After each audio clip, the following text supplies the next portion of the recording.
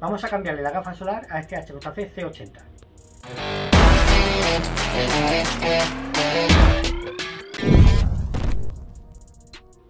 En este modelo es muy sencillo, simplemente tenéis que coger el lateral y tirar hacia arriba de los dos extremos. Como podéis ver, la pantalla tiene una hendidura que hay que volver a presentarla. Se presenta en su sitio y se mete. Un buen limpiado a la pantalla y listo. Este vídeo es una de las consultas que nos mandan a diario. Si tenéis alguna duda sobre cómo funciona un casco, cómo se desmonta, si hay que tratarlo, ponte en contacto con nosotros.